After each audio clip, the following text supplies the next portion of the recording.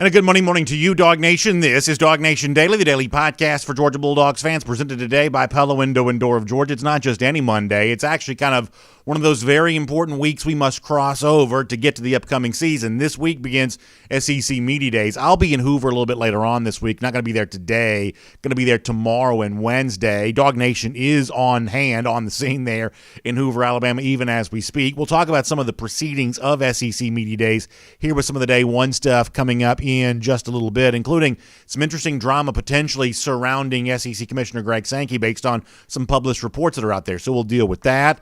We'll also deal with, I guess I got to do this today, a little bit of bad news for UGA recruiting, and I use bad news in lowercase letters, but it's one of those things like we're not going to sugarcoat it necessarily and pretend that things are different than they are. Georgia has, kind of not been in some recruiting battles over the course of the last couple of days that as recently as a few weeks ago, I think some people kind of thought they would be in, and there's even maybe a name at one point in time looked pretty good for the Dogs that may be trending in the other direction. So we'll deal with that off the very top. It's not necessarily what I want to talk about, but honesty compels us to do so. So we will do that here when we get going. Also some really good stuff with John Stinchcomb coming up today there as well. However, what matters more than anything else is the fact that you are here right now, and I'm glad that you are. DawgNation Daily, daily podcast for Georgia Bulldogs fans, presented by Pella Window and Door of Georgia, begins right now. Today's episode of DawgNation Daily is brought to you by Pella Window and Door of Georgia, viewed to be the best. Presented by DawgNation.com, this is DawgNation Daily, the daily podcast for Georgia Bulldogs fans. Here's your host, Brandon Adams. All right, I am almost certainly going to regret what I'm about to do, but yet I feel like it's important that we do it anyway. What I am talking about here is engaging in a conversation related to UGA recruiting that is frankly the kind of thing that seems to generate fairly predictable responses. We're going to talk here for a moment about some recruiting misses that Georgia has endured over the course of the last couple of days. The reason why I don't like this conversation in general is because on topics like this, to use a modern phrase here for a moment, there's clout to be chased on both sides. When Georgia doesn't get a recruit that some fans at one point in time thought they might, knowing how important Georgia recruiting is, how important all recruiting is to the lifeblood of college football, it's very easy to establish for yourself some attention, to get some eyeballs on your tweet or your message board post or whatever else by essentially casting some sort of doom and gloom over Georgia recruiting. And woe is me, things are terrible, they're only going to get worse. Knowing how important recruiting is, that gets the ire of fans up, that gets the emotions of fans up, and when people kind of go doom and gloom on the subject of recruiting, there's a little bit of clout to be chased on that side.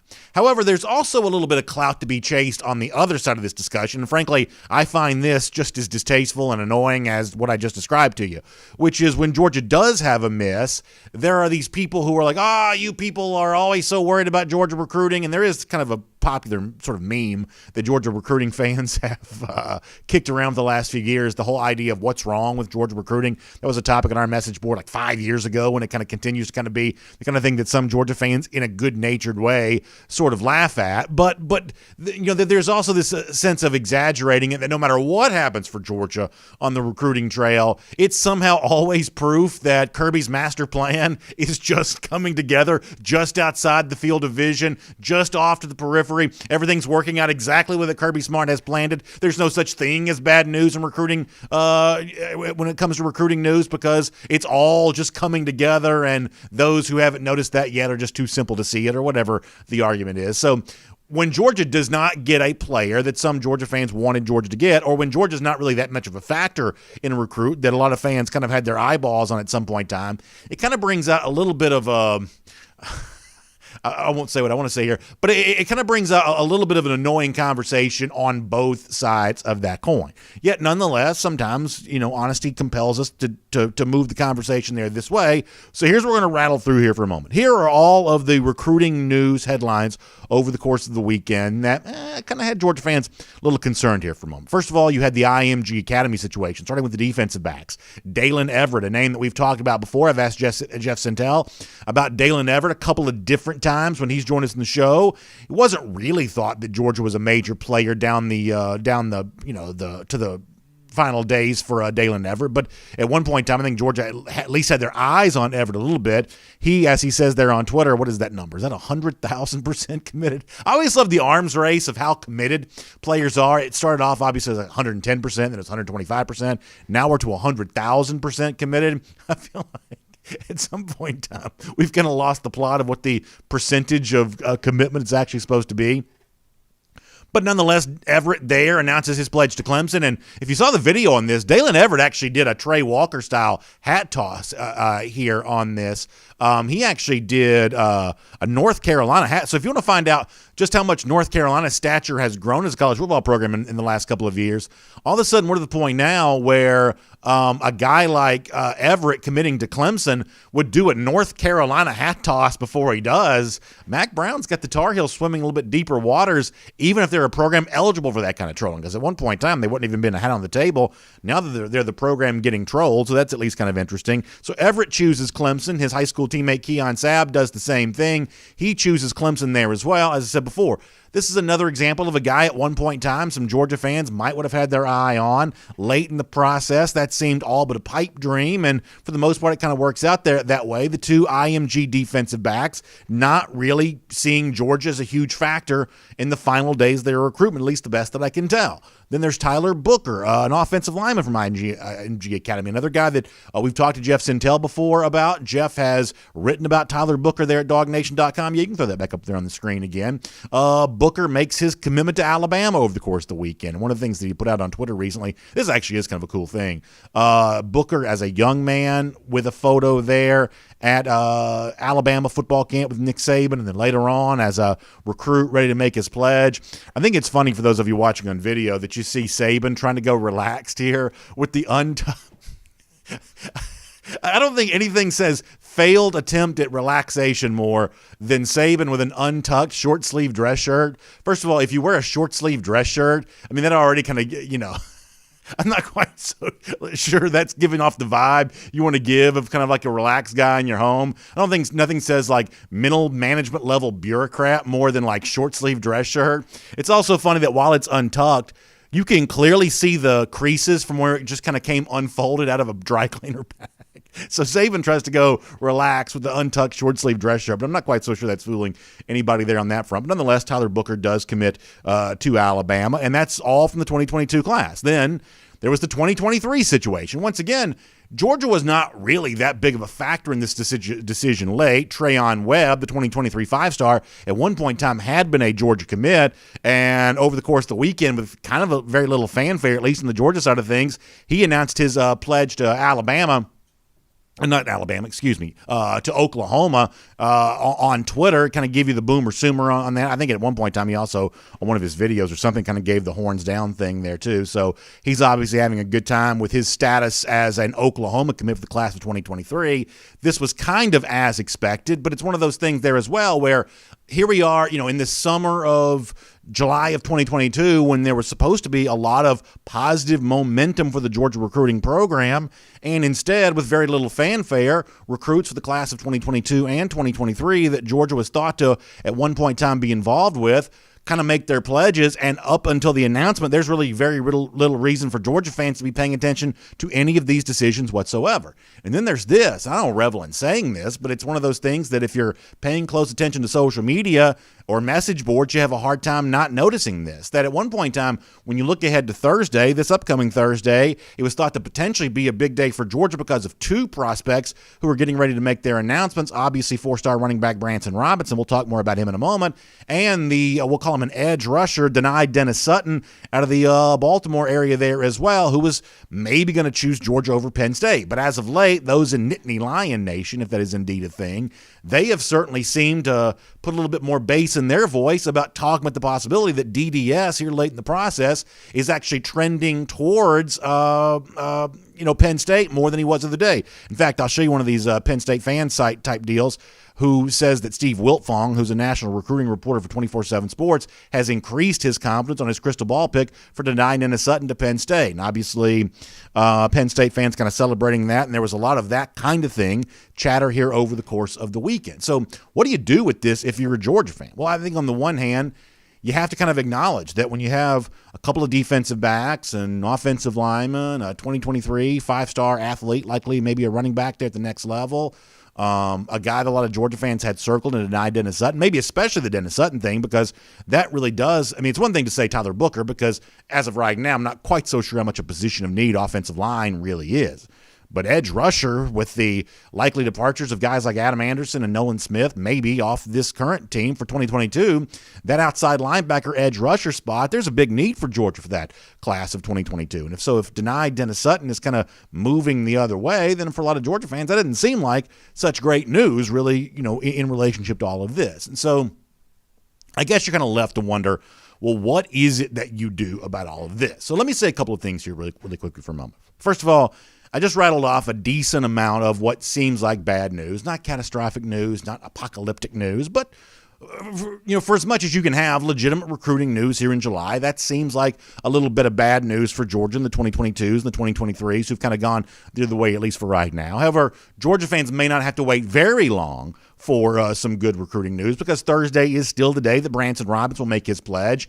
And this is one of those rare recruiting situations, and we talked to Jeff Sintel about this on Friday's show, where there doesn't seem to be a lot of mystery about Robinson ahead of his upcoming decision. He has made no bones about the fact that he very much likes what Georgia brings to the table for him, very much likes everything that could be in store for him if he chooses Athens on Thursday, which many people think he would. In fact, if you're a Georgia fan kind of still reeling from the IMG guys and Trayon Webb and what may or may not be going on with denied Dennis Sutton, let the words of Branson Robinson and his feelings about Georgia, maybe let this wash over you for a moment as a way of making you feel a little bit better. Here is Robinson with Jeff from earlier this summer. It's no secret now. It's number one right now. But, I just want to get the feel for everything. I just want to go down there, see how everything is because, I just don't want to – if I commit there, I just don't want to be there the first time I go down there after I commit. I want to see how everything is, and that's all that is.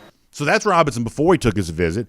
All indications are the visit that Robinson took to UGA went very well, so much so that whatever feelings that Robinson would have had about Georgia that he described there were even intensified by his time on Georgia's campus. Something else that our Jeff Sintel has gotten Branson Robinson to talk about a little bit more too is some of the reasons why he feels that connection to UGA, including a tight bond that he has with Georgia's running backs coach Del McGee. You've heard this before, but Robinson saying these things a month or two ago ahead of a decision coming up on Thursday, especially on the heels of Georgia kind of dealing with a little bit of bad news right now. Once again, this is kind of a nice thing to hear. Here's Branson Robinson once again. Why is Georgia still your number one? It's just the relationship with, different coaches, Coach Smart, Coach McGee, pretty much the whole coaching staff. And it's just the bond that I got, especially with Coach McGee, just talk about certain things and stuff like that.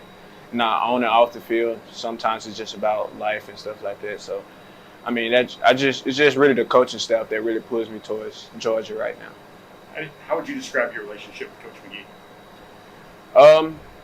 I would say he's more like another father, I would say. Nobody is your father, but, we talk about things, not things like considering football, some things he talk about his wife and kids and talk about how my day went at school and how my grades are and stuff like that. It's just certain stuff like that. So I won't hide my agenda on this. Having an idea that UGA fans could use a little dose of good news in the wake of some of the bad news over the course of the last couple of days, a reminder of Robinson's feelings about Georgia ahead of his decision coming up on Thursday, that seemed like kind of a wise thing to do. However, let me just say one more thing about this there too. Because ultimately, when you watch the stuff play out over the course of the last couple of days and the Georgia fan response to this, here's what I'm reminded of. And I'll tell you a quick personal story for a moment at the risk of being somewhat self-serving. This program, DawgNation Daily, presented by Pella Window and Door of Georgia, started in August of 2015. And thankfully, we kind of found an audience pretty quickly there in that process. That was kind of a fun thing to watch play out. However, there was a moment during the 2016 season, you'll remember that as an 8-5 campaign with some pretty ugly losses in year one of Kirby Smart, where and I don't talk about numbers a lot, and you don't care about those kinds of metrics, but obviously it's how I make a living, so it's very important to me. And as you're watching those numbers for the show in 2016 during the season, the numbers started going down. And they were going down in a way that made me very, very nervous. I'm just not going to lie to you. I was very nervous about the way in which the audience response was happening during that 2016 season when Georgia wasn't doing very well on the field. And then something kind of amazing happened. The moment the season ended, and this is pretty spectacular, actually. We weren't on video back then. It was just podcast only. The moment the season ended, the numbers dramatically changed. They spiked in a huge way for the show the day the season ended. I'm talking about they went like a bullet, like in some cases, even doubling what you had been doing for some of the shows during the season. And obviously the reason why is because the content for the most part changed. Once the season was done, you're able to focus in on what ended up being a number 3 signing class for Georgia way back there in 2017. Now, my reason for telling you this is because it seems fairly obvious that back in that time of the early days of Kirby Smart, 2016 season, transitioning into year 2 in 2017, when Smart had his real big breakthrough in recruiting for the very first time, I think it's safe to say, based on the response from Georgia fans, and I think they're somewhat accurate in their viewpoint on this, that at the time for Georgia, recruiting success was more important than on-field success. That Georgia wasn't going to sort of scratch and claw its way to a national championship based on what it was doing on-field in 2016. It just didn't have the roster to get there. But by 2017, when you started bringing in some of the kinds of big-time players as recruits, freshmen, think about Jake Fromm as a quarterback, Andrew Thomas as a starting right tackle that year in 2017, that you were bringing in the kind of talent that would give you a chance to make the college football playoff in 2017. That those recruiting wins that Georgia got in the recruiting class of 2017 were actually more important than anything that happened for Georgia on field in 2016. So if that was true way back then, here's what I think you're seeing now.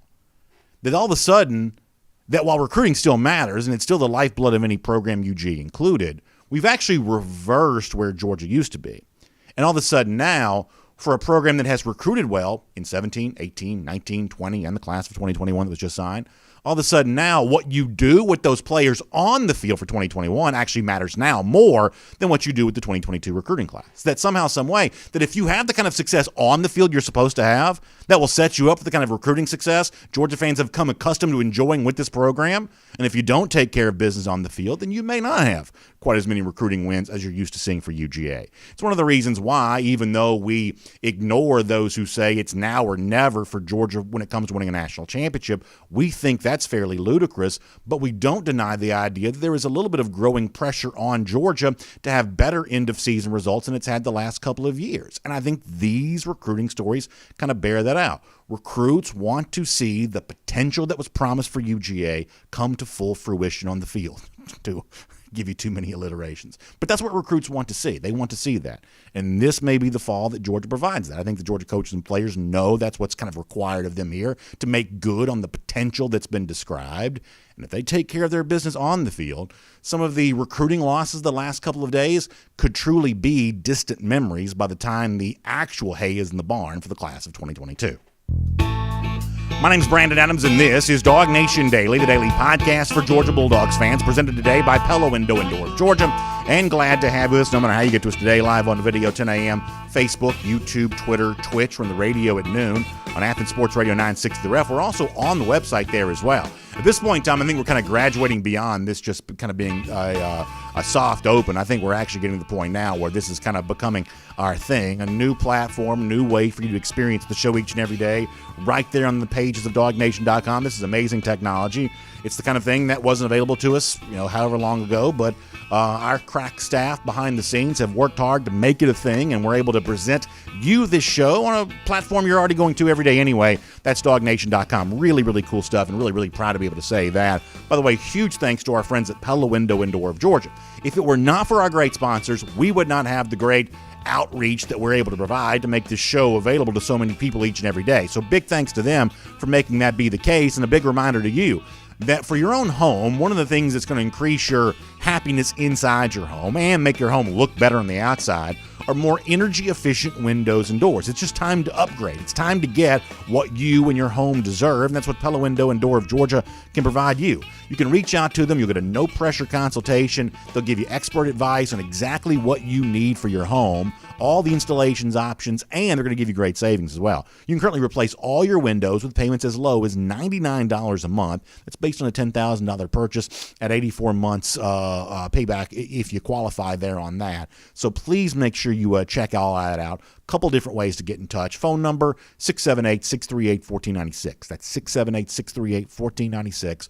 or you can visit them online, pellaofga.com/DawgNation. Pellaofga.com/DawgNation. Pella Window and Door of Georgia's viewed to be the best. Just do me a favor. Let them know the BA from DawgNation Daily told you they would take good care of you, because I know they will.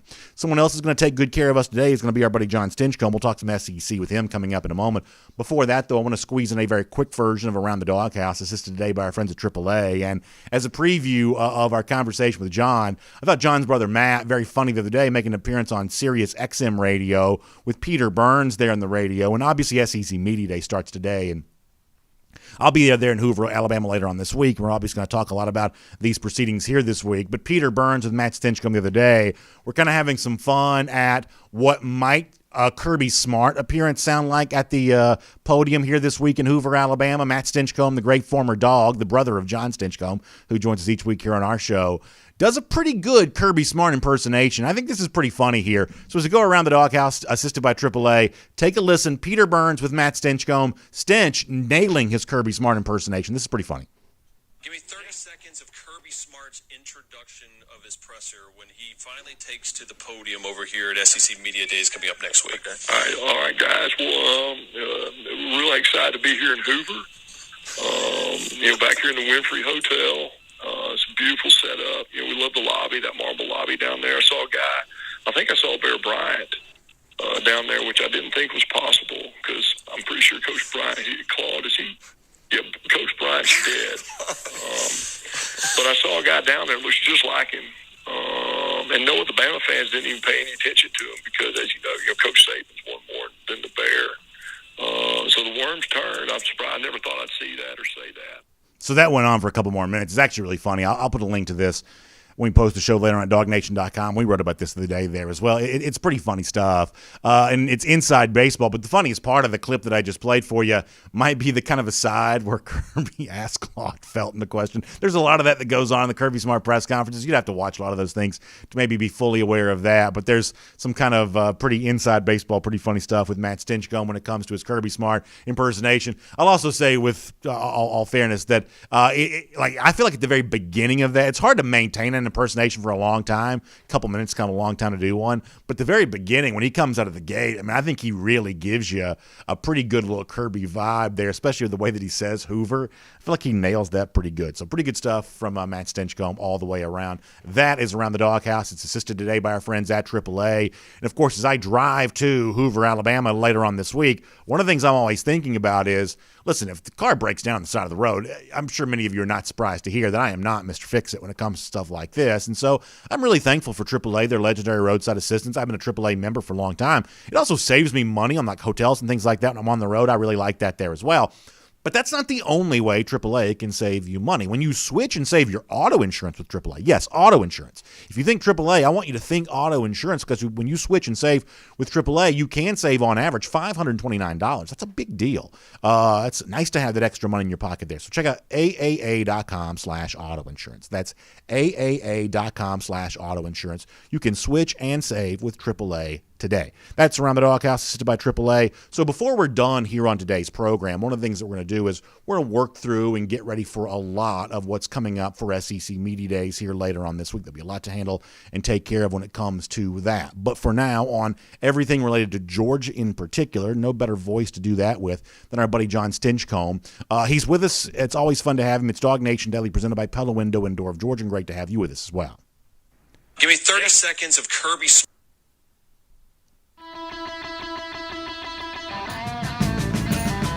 From Athens and across the SEC or wherever the recruiting trail may lead, here's a DawgNation.com insider. And we'll say hello to John Stinchcomb here. Always great to talk some Georgia football with him. Really fun stuff, especially as SEC Media Days gets cranked up and having a good time. And certainly this is one of those important dates to kind of get through as the season's kind of it's on its way there. John, I'm guessing back in your day, given the fact that you were a spokesman for the program, I'm guessing you were a representative for Georgia at SEC Media Days. You probably have told us this before. I just don't remember. Is that true? Were you an SEC Media Days rep for Georgia at one point in time? See if we can get him turned on there. I'm not really hearing anything, so we'll see how all that's going. All right. Well, I'll tell you what, we'll get this figured out with John Stinchcomb here coming up in just a moment, and we'll no doubt have some interesting things to hear from John here today, including his thoughts about his brother Matt and his impersonation there, Kirby Smart there as well. Always fun times here around the Dog Nation community, and so we'll look forward to hearing from John Stinchcomb coming up in just a couple of minutes. Also, some time for your comments here. Maybe I'll see if I can squeeze in a couple of those while we try to get all this squared away and taken care of. That should be a nice thing to be able to do. All right, let me see if I can pull up maybe some YouTubes here for a moment. We'll take a few YouTube comments and hopefully have some good times after that. Let's see how folks are feeling here today. By the way, interesting piece from Ross Dellinger, SportsIllustrated.com. It just came out just prior to the show coming on the air today of some potential power structure changes around the SEC. We heard Mark Emmert, the NCAA commissioner, kind of foreshadow previews from this the other day. It certainly seems like that, and this is me reading between the lines, but it certainly seems like there are conference commissioners, those at the level below what we think of as like the highest top level of NCAA governance, that are coming for some of the power there in college football. And at this point in time, guys like Emmert, at the top of the food chain there in the NCAA, seem to be completely incapable of preventing that from happening. So that seems to be one of the stories that's coming out of SEC media days. As we're doing the show live, many of you watch the show actually see it after the fact. But for many of you watching it live, we're doing this just ahead of Commissioner Greg Sankey's State of the League address. It'll be happening later on, so we'll actually probably be following that during our live show here just a bit. John Stinchcomb, I believe, is ready to go and with us here right now. John, I was asking you, and I apologize for the phone technical difficulties. I'm guessing, and you've probably told me this before and I just don't remember, that you were an attendee at one point in time at SEC Media Days with the Georgia Bulldogs. Is that true? Back in 2002, did you go to this event? All right, this just isn't working at all. Oh, my gosh. All right, let's just take some comments, and we'll kind of figure out what is going on after that. Cody Ledoux in the comment section talking about Bryce Young. Jay Shipes said, I'm starting the week off on the wrong foot with YouTube first. Well, the fact that we're even taking comments at this portion of the show means we're kind of off and running here. But it's always fun, always fun. Listen, every day it's its own form of blessing. So G. Grace Bama Boy in here, too, as well. The Alabama fans very well represented in the comment section here today. So everybody's having fun. Everybody's doing a great job. Shadow reaches out in the comment section and say, I can't be the only person here who is a UGA fan who's watched Oklahoma State film from 2011 when Todd Monken was the OC. If our offense looks like they did, I have no doubt we'll be in the college football playoff. And I think this Shadow is kind of interesting here, and I think it does bring up, I think, one of the really important things for Georgia. I said this before, that if Georgia takes care of its business on the field, then whatever's going on with recruiting will follow suit on that. And it's really about how you perform, right? It's about, are you explosive enough on offense? That's what national champions are. We said this a million times.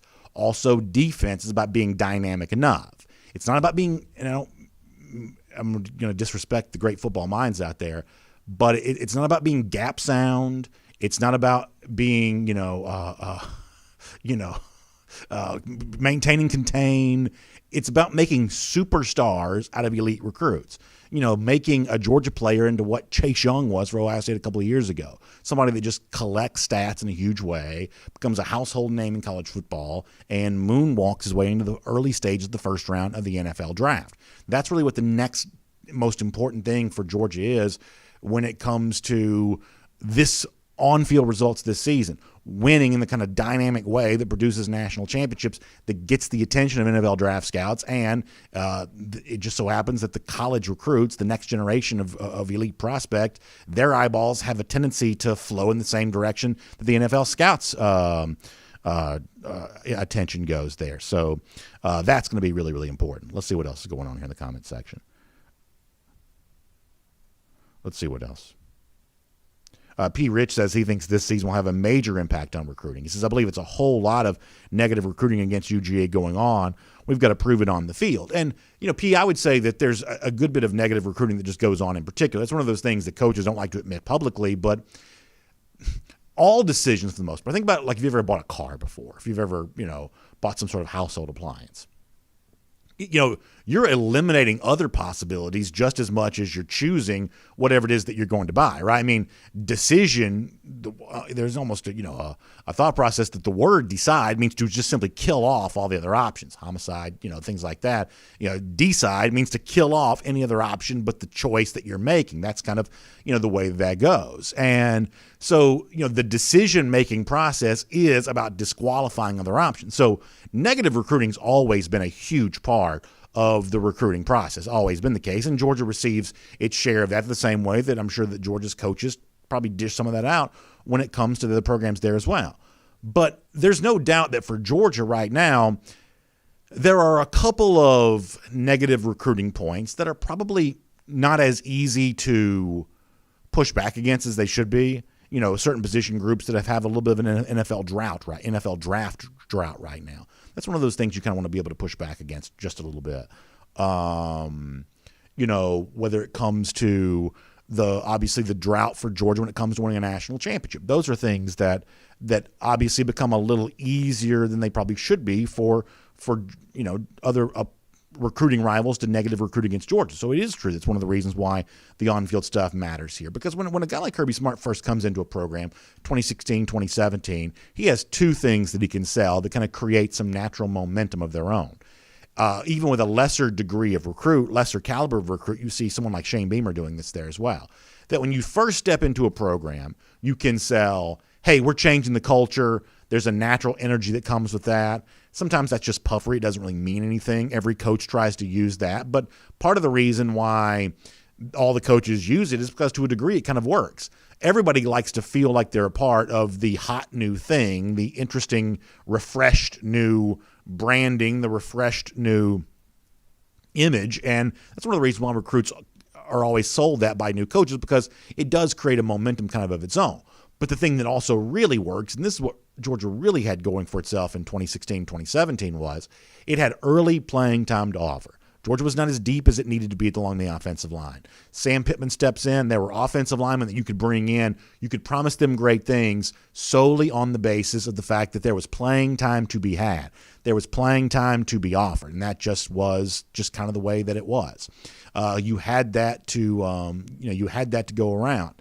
At a certain point in time, you don't have as much early playing time to offer anymore. So by the time you are a deep enough roster that you don't have early playing time to give anymore, and you better have something else to be able to sell. You better be able to sell results of some form or fashion. We're putting guys in the NFL. We're winning national championships. And I would say that Georgia is certainly doing better at most of that kind of stuff than most programs can say. Yes, they haven't won the national championship yet, and then they haven't maybe had as many first-round picks as the very best programs in college football have had the last couple of years.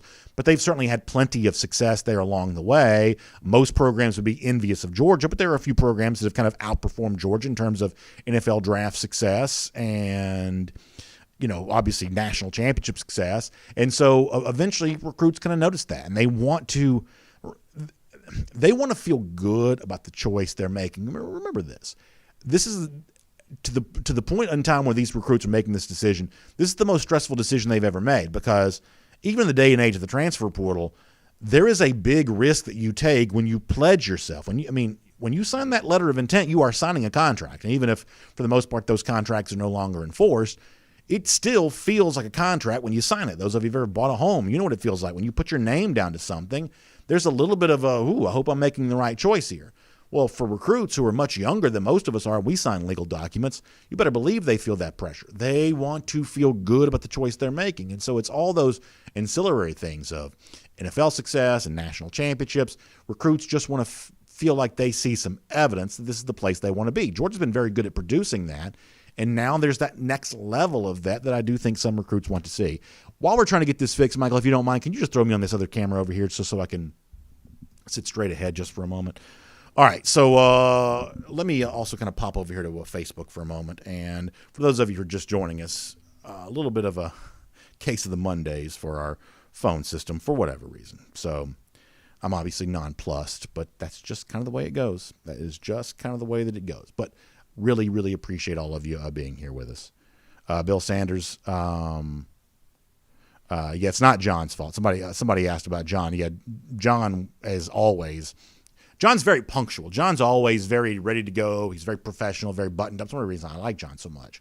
It is us who are dropping the ball with John here right now.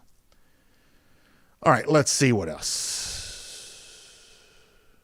Chris Slim White says the DBs may feel like if they sit and wait, then you bring in a transfer to pass them over. I'm not going to deny that what Chris says there has a certain element of being true, that there is a little bit of a double-edged sword about how you use the transfer portal, that at the same time, coaches are worried that if you're not playing a guy that he may not be patient, he may just bolt out the door and go his own way.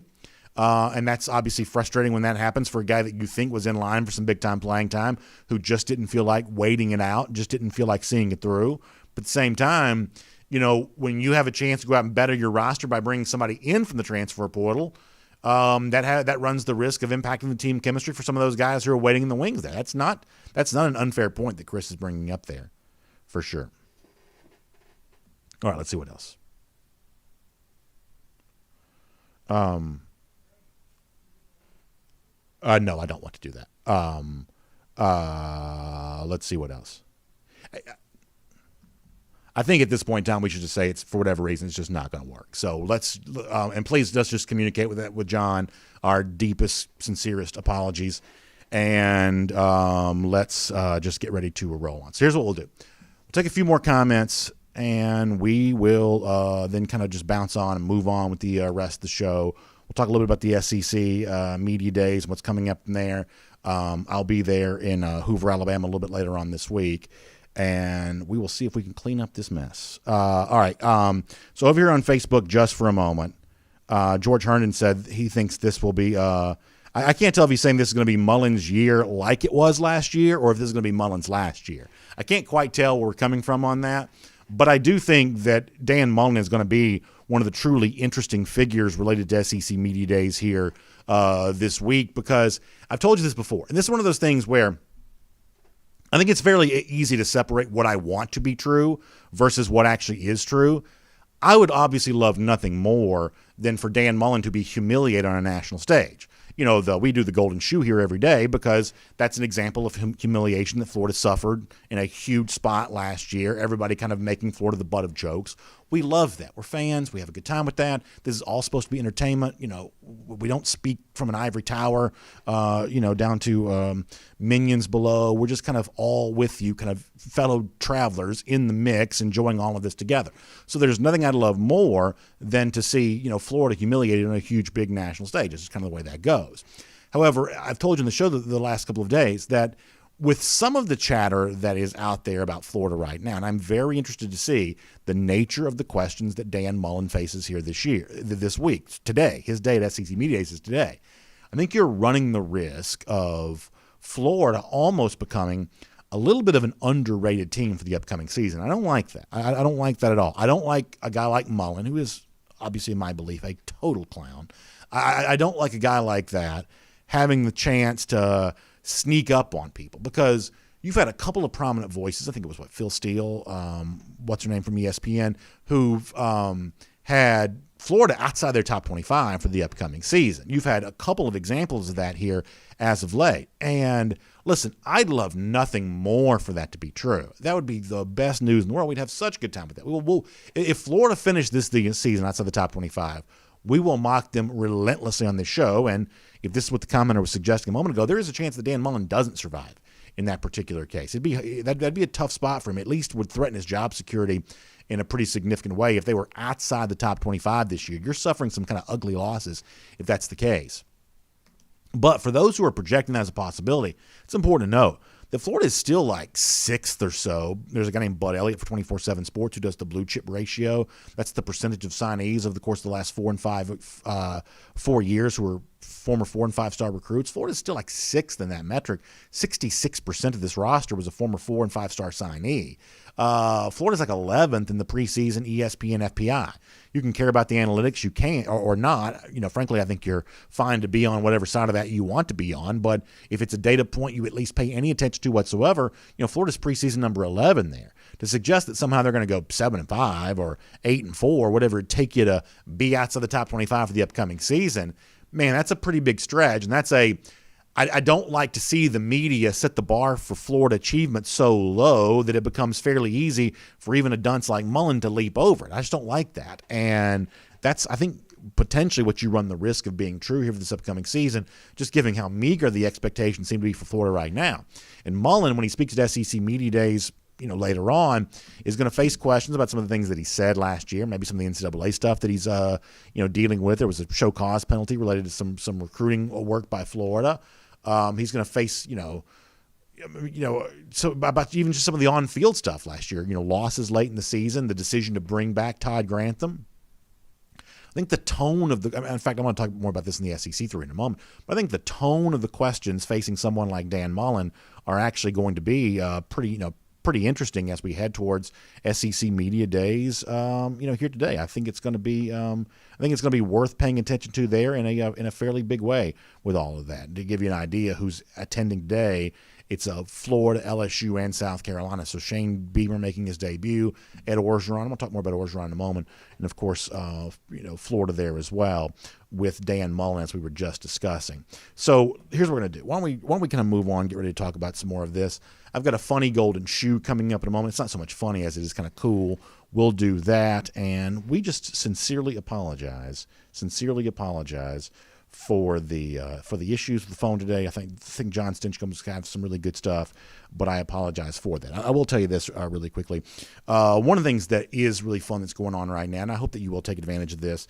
I've been showing these off the last couple of days. I think this is kind of a cool thing.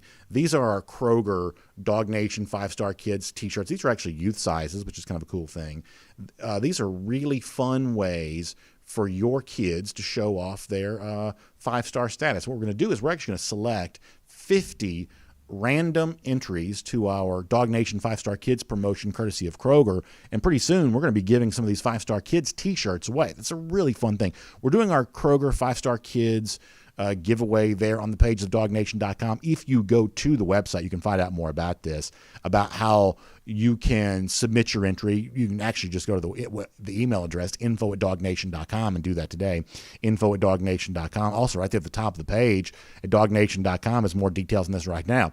In addition to the 50 t-shirts that we're going to be giving away randomly, we'll also have a huge collection of gift cards. We're going to have officially 5 Kroger 5-Star Kids winners to announce. And listen to these prizes. It's a $100 gift card from Kroger, a $50 gift card from Domino's, a $50 gift card from Amazon, $50 gift card to Dick's Sporting Goods. It's $250 worth of gift cards to some really cool places.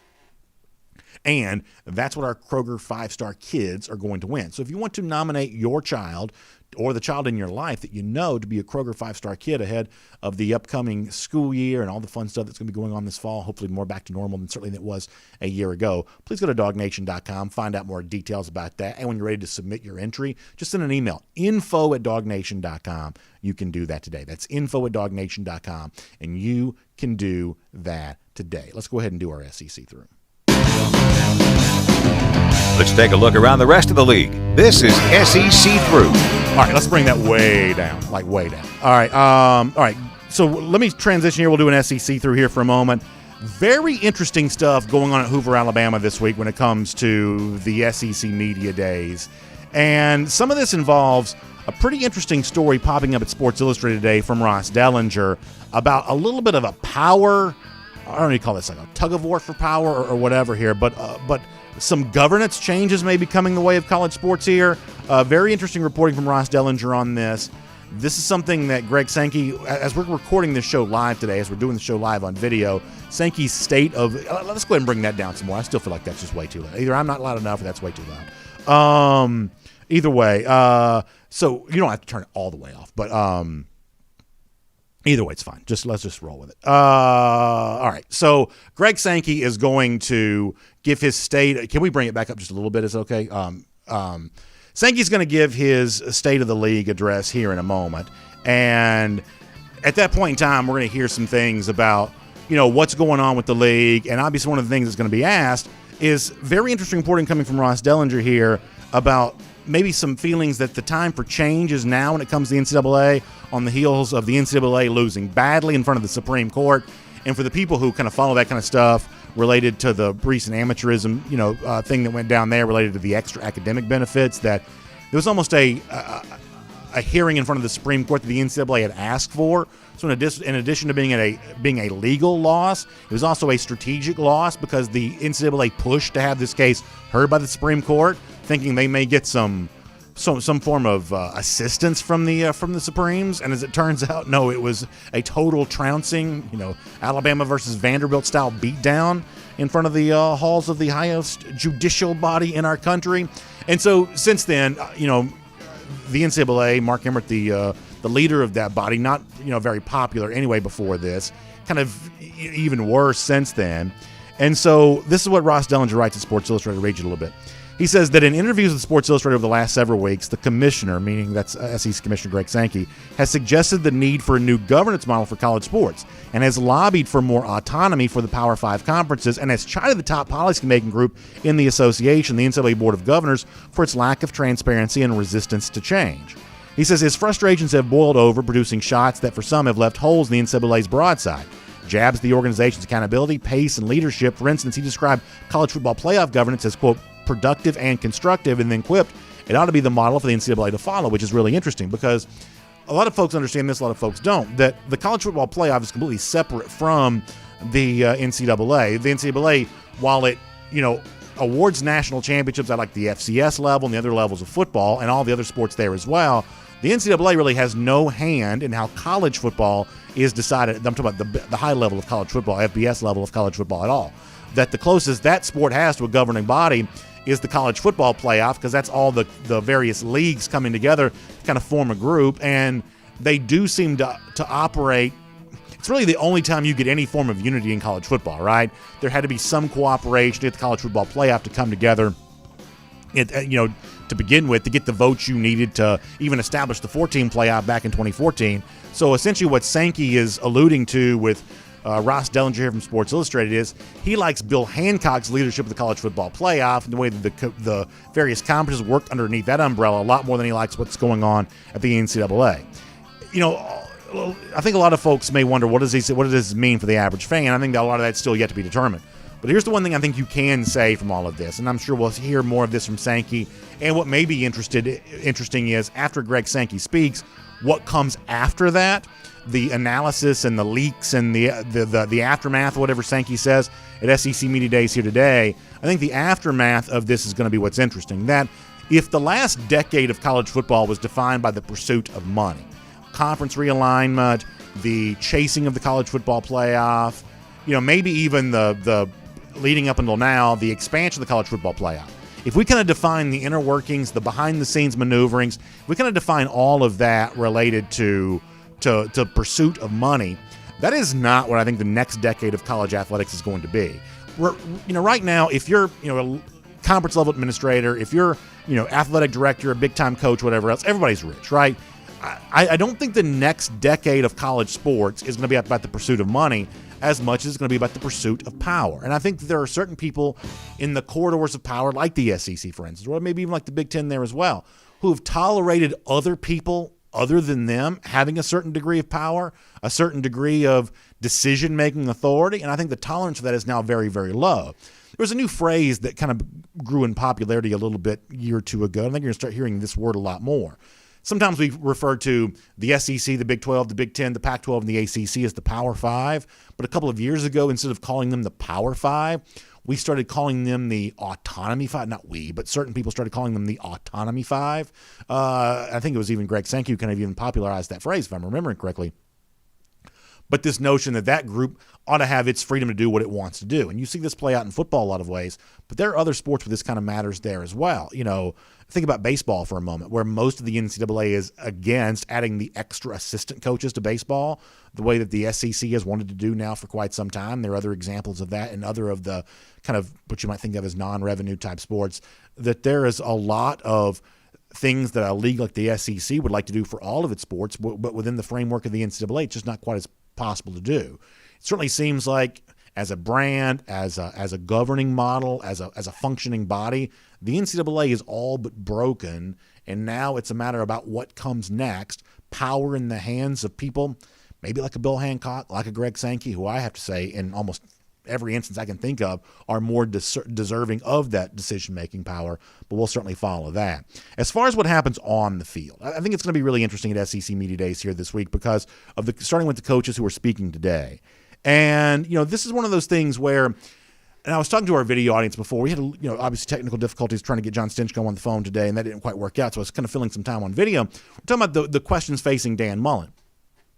And what I was saying at the time was, I'm very curious to see the tone of the questions to Mullen. We're going to kind of be the tone police a little bit this week when it comes to SEC Media Days, of who's facing a more positive tone, who's facing kind of a negative tone. Does the tone of the questions in the big room for the coaches, does that match the larger narrative around them? And I do think for Mullen, because last year you provided a lot of evidence for the positive. He wins the SEC East. He beats Georgia. You can laugh about this if you want to, but he really did play. His team played a fairly close game against Alabama. That there's some way in which you can kind of spin the year for Mullen a year ago towards the positive. But there's also kind of a way in which, when you think about the 3 losses to close out the season, 4 losses in total for what was supposed to be a breakout year for the Florida program, some very odd, poorly received remarks post-game from Mullen a couple of times a year ago, that he could get some somewhat negative questions. And deciding, is it more positive, more negative for Mullen here on this particular day when he speaks, I think that's probably going to be a pretty interesting thing all the way around. Also, I think Ed Orgeron, who speaks there today at SEC Media Days as well, I think is very much the same kind of thing. And for Orgeron, I mean, some of this is on the field. They were 5-5 a year ago. Some other things about this are kind of off the field. There's been some Title IX issues there at LSU. There's been some unpleasant accusations, strong allegations of improper behavior within the athletic department that Orgeron's been kind of mixed up in, there as well. I think it remains to be seen how all that's going to play out. Some of that's related to Orgeron. And, for the most part, I'll keep, my thoughts on this more towards the on-field part for Orgeron than the off-the-field part, because I'm not in Baton Rouge. I'm not really quite sure exactly how all of that off-field stuff is playing out here at the moment. But I think it's important to remember that for Orgeron, as recently as a couple of years ago, he actually really went on the offensive at SEC Media Days at a time in which it kind of seemed like, erroneous to do so. After the 2017 season, when LSU had lost to Alabama 10-0, played them well defensively, but could not score points. Had the game been 3 hours long, they would have never, didn't seem like they had any chance of scoring points. But Orgeron comes to SEC Media Days the following summer and says that he felt like his team was closing the gap on Alabama. And that kind of got some chuckles and kind of got some laughs. And in 2018, LSU lost Alabama again. Also, once again, didn't score any points against Alabama. But lo and behold, in 2019, they're going into Baton Rouge. They're beating Alabama. They're winning the national championship. Orgeron had a chance to flex post-game after all of that. And it seems like what he said there, going into the 2018 season was proven true at some point down the 2019 season. That this has been a coach who's been willing to go on the offensive before when it comes to some of his thoughts there at SEC Media Days. So with the team this year coming off a fairly unimpressive record a year ago, but one of those teams that is somewhat thought to potentially be maybe a breakout team a little bit here this year, how much confidence does Orgeron speak about when it comes to his team? One of the things he's alluded to as of late is maybe a resolution sooner rather than later to this quarterback decision that's ongoing. Orgeron not, some coaches like to play dumb when it comes to quarterback decisions of, I have no idea who the best guy is going to be. We'll have to figure that out. Orgeron, as of late, is almost taking a slightly different tack than what a lot of coaches would do. He's almost, and I don't want to put words in his mouth, but paraphrasing what he said, it's almost like Orgeron's line has been, we all know who the best quarterback is. We're just going to demonstrate it to y'all through practice or games or whatever else. And so that's just a little bit different kind of way that Orgeron has described his quarterback situation. I've told you before, I believe it's Max Johnson who will be the starting quarterback for LSU. And if it's the Johnson that we saw at the end of last season, there's some reason for Tigers fans to have some confidence there. So I think it'll be interesting to see how much of that confidence Orgeron puts on display at SEC Media Days there today. I also mentioned just Shane Beamer here very quickly in that, Beamer's a guy that Georgia fans know a little bit more about because he's a former assistant at UGA. He's also a famous last name.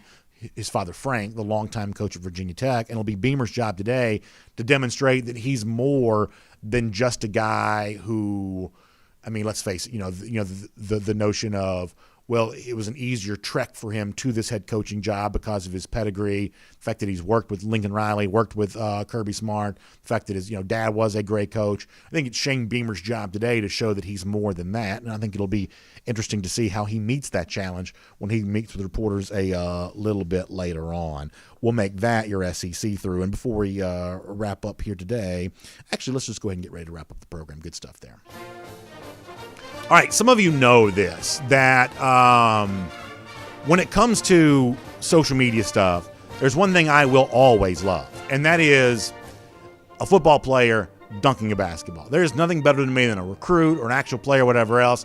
If it's a football player dunking a basketball, there's just something about the power that comes from seeing someone like that throw it down that I just love. Example of that, 2021 football signing for Georgia, David Daniel, putting this out there on Twitter. Good-looking defensive back in the future, but he's got some hoop game there as well. Look at him going with the windmill, kind of lean dunk right there. That is phenomenal by David Daniel. I'm telling you what, right now, I was very, very pleased to see that on social media. Good stuff from Daniel all the way around. In fact, we'll make David Daniel our golden shoe winner for today for getting his shoes up in the air for a big dunk like that. Also, Gator Hater Countdown. How about 103 days from right now? 103 days from right now. That's your Gator Hater Countdown. We'll see you tomorrow. DawgNation Daily, presented by Pella Window and Door of Georgia. And on video. Time now for R.S. Andrews Cool Down. And we took some comments before. I'm only going to take a couple minutes worth of comments right now because, frankly, I got to figure out what this what we're going to do here. Somebody says short show. Yeah, I apologize. He says I have a chicken sandwich on the way to SEC Media Days. It's not quite so much that. We just got to try to figure out what the publish is going to look like for this one here today. But we'll take a few comments. We'll have some fun, and we'll make the week fun there as well. Trey Droughty, looking forward to shutting up Gators fans there. Redemption 2021. And listen, that's one of the things that we kind of push for is that, I hope that Georgia fans continue to see this not as a coronation, right? It's like, I think you run the risk of, Florida's going to be terrible. Florida's bad because, we don't like Florida. We like saying bad things about the Gators. You like to do stuff like that you run the risk of, treating like the trip to Jacksonville October 30th as a coronation. Georgia basically, marching, in to get what belongs to it. It's birthright. That's the wrong type of sense of entitlement to have for a game like that. It's got to be more about going in there and taking what you want and expecting Florida to put up a fight there for that. And your notion of thinking of it as redemption, thinking of it as getting revenge, I believe is the right mindset about that. Absolutely. I definitely do.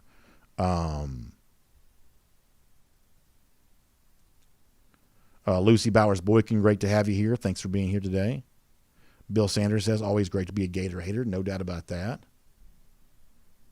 I guess we have a Jacob Jack troll over here, so there you go.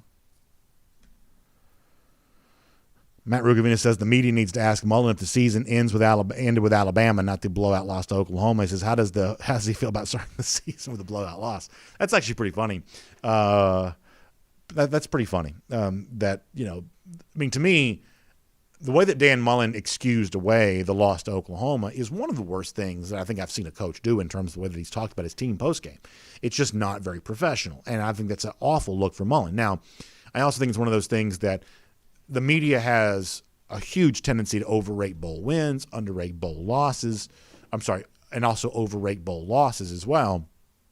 And so I think you got to be careful using too much of that loss to Oklahoma as part of your preseason evaluation of Florida. But Matt is right that it was a bad look for Mullen explaining the game away the way that he did.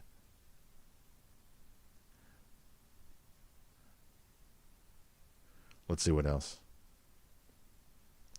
Jermaine King on the subject of slobber knockers. You always love that.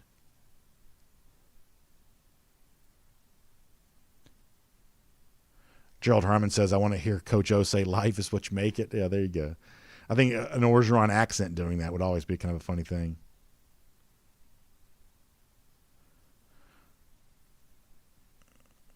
Let's see. Let's go over to YouTube here for a moment, see what those folks are doing. DMart 42 going with Green Soldier back and forth on something. Green Soldier says, are you with the hype that Ryan Day is already better than Urban Meyer? I know he's done well, but one season with so few games, and he struggled against Indiana, who lost to Ole Miss. Am I missing something? Yeah, I think the Ryan Day, love and hype is a little higher than I probably think it should be.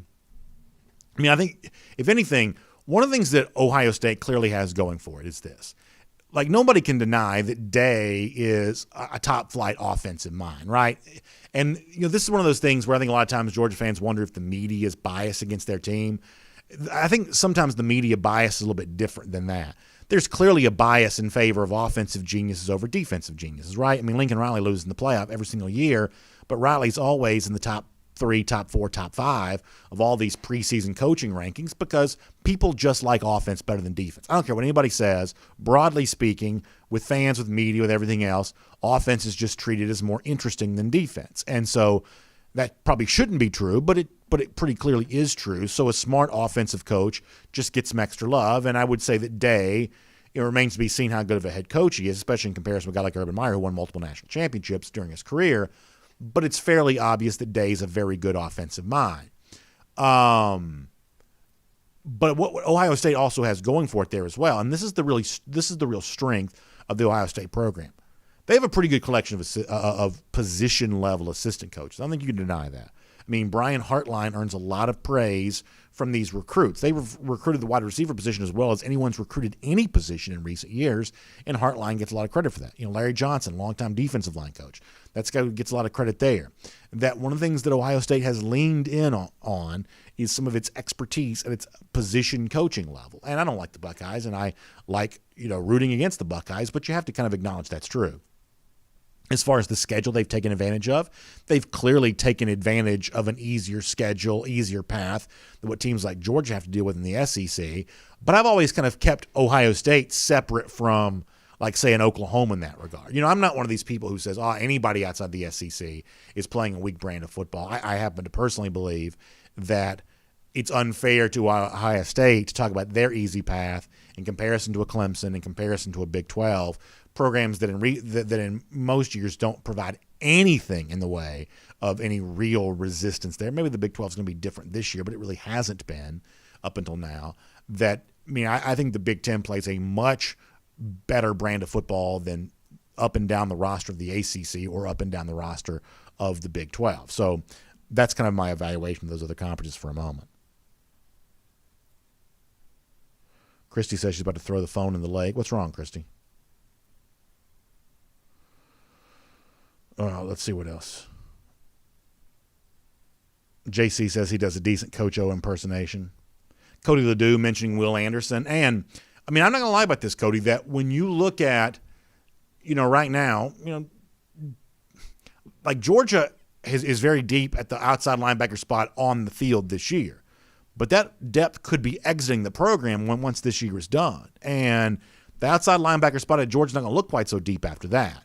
And listen, I'm happy for the guys that Georgia has. I think guys like, MJ Sherman and Chaz Chambliss have a chance to be very good players. Chambliss is a great-looking guy. He's rocked up as can be. And obviously MJ Sherman was one of the real focal point leaders of Georgia's 2020 class. There's a lot to like about both Sherman and Chambliss, but this is not the huge collection of elite pass rushers that it once was in terms of the sheer numbers coming to the program. When you see a guy like Anderson, going to Alabama, first of all, it's always interesting when a freshman's even playing for Alabama. When you see a guy like that go to Alabama, play as a freshman, put up these gigantic numbers, I would say if you're a Georgia fan, you're not at least paying attention to that. It doesn't mean it's a catastrophe, right? It doesn't mean that it's some huge error, but it's at least interesting, right? That an in-state guy goes to Alabama, plays the freshman, puts up gigantic numbers in doing so. I would say inquiring minds would be a little curious as to what happened there. I don't think that's an unfair thing to say. And Cody, he's a very good player. Let's see what else. Light Dog 1968 talking about an 8-part series on college football on the SEC network. Yeah, they've had a lot of good stuff there when it comes to that. Christy mentioned that Dallas Schwartz hasn't been here for a while. Yeah, it seems like Dallas kind of comes in and goes out.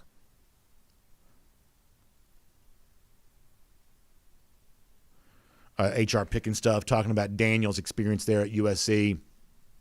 Listen, I'm not going to make more or less of the USC year than what it was. It was a year in which, Daniels didn't put up great stats, probably did not have a great year, so much so that it wasn't even, obvious that he'd be the starting quarterback had he remained at USC. I'm not going to make more of that than what it was, or less of that what it was, because as you point out, maybe there were mitigating factors. I don't live in L.A.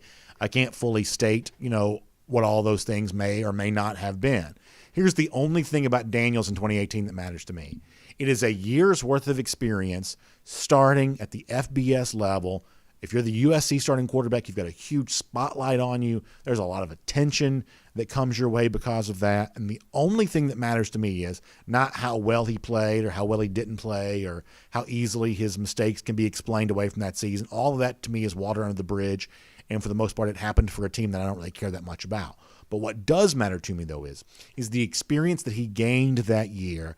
Can he put that to use this upcoming season? Is that the kind of thing that he's able to put to use for himself here this year? That's what really matters. I was talking to a Clemson fan about this yesterday, and we're talking about the ways in which Georgia and Clemson kind of match up and compare to each other. And what I told him was, same thing I'll tell you now, is that what I think Georgia fans are hoping for, and what I think that Georgia itself ought to be hoping for, is that the experience that Daniels has, he's a more experienced player than DJ Uiagalelei. I think if you're a Georgia fan, you've got to zero in on that and say, boy, I really hope that experience matters. And for Georgia, who has kind of a returning offensive coordinator, it's the first time since 2018 that Georgia's brought back the same offensive coordinator for a season. That continuity offensive coordinator, I think you're really hoping that matters there as well.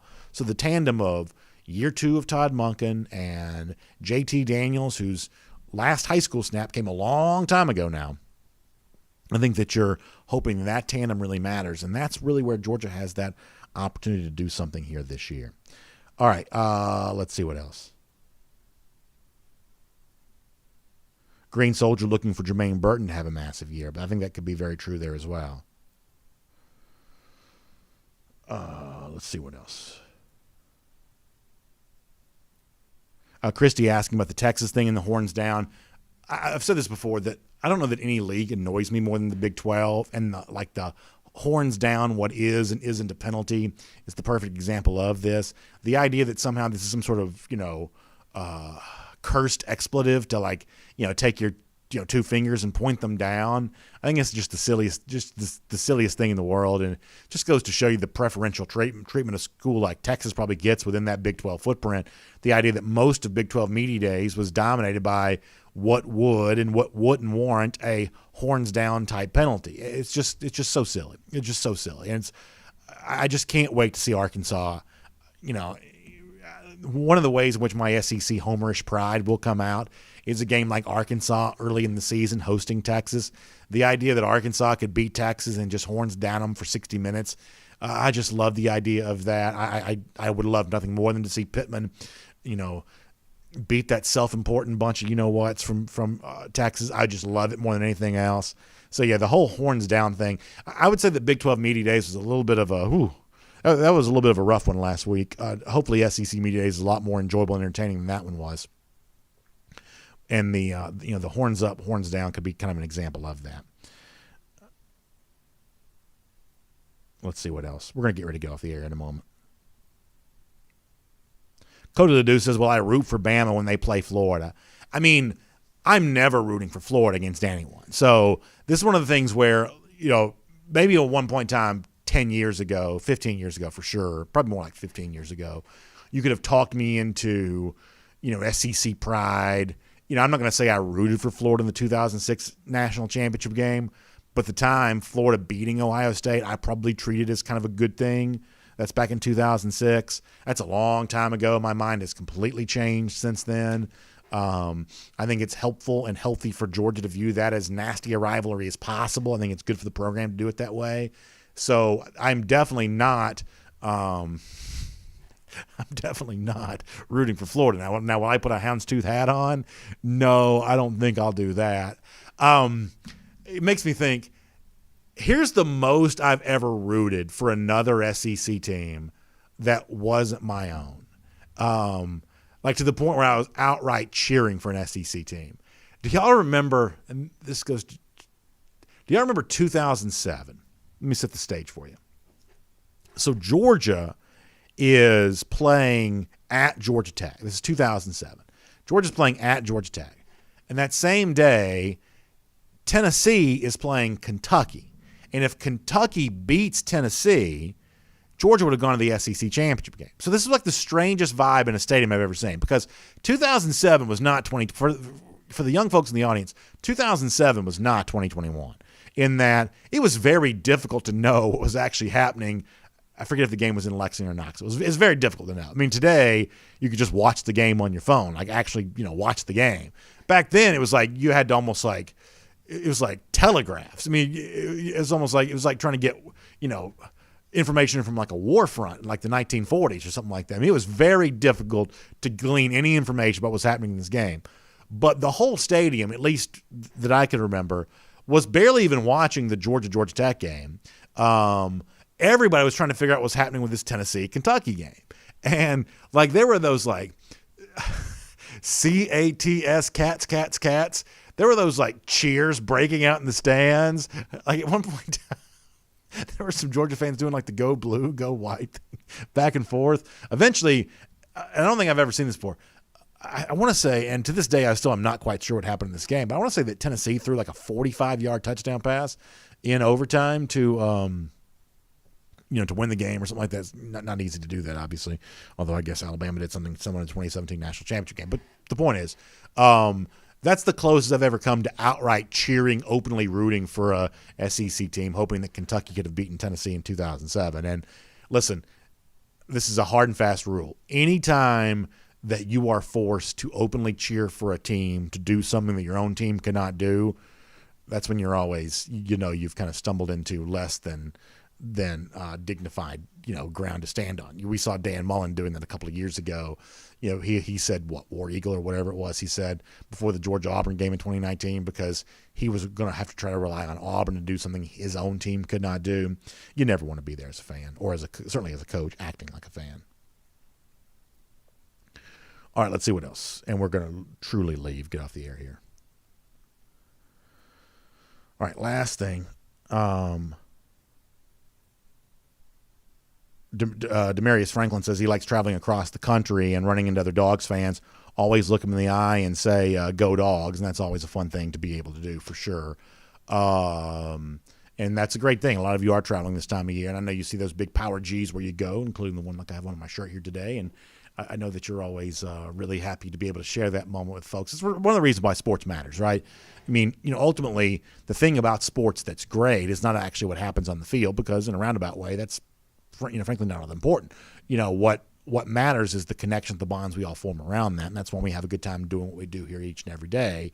That's when we choose to treat it like it does matter because it just makes our lives better and more enjoyable. In a lot of ways, it really makes life worth living. So that is a really cool thing, and I'm really proud to be able to be a part of that experience, in some cases even getting a chance to narrate that experience for all of you. That really means a lot to me. So thanks for being here for the R.S. Andrews Cool Down. Please find them online, rsandrews.com. They'll take care of your air conditioning, heating, plumbing, and electric needs, rsandrews.com. More Atlanta news there as well at Atlanta Journal-Constitution, ajc.com. Braves dropped a game yesterday to the Tampa Bay Rays, trying to figure out what the Jock Peterson era is going to look like there out of the upcoming trade deadline at the end of July. You can follow that. Also, street racing and stuff like that. I guess that continues there in Atlanta. You can figure out what's going on with that there as well. Atlanta Journal-Constitution, ajc.com. Y'all have a great day. We'll see you back here tomorrow. DawgNation Daily, presented by Pella Window and Door of Georgia. We'll look forward to talking to you then, everybody.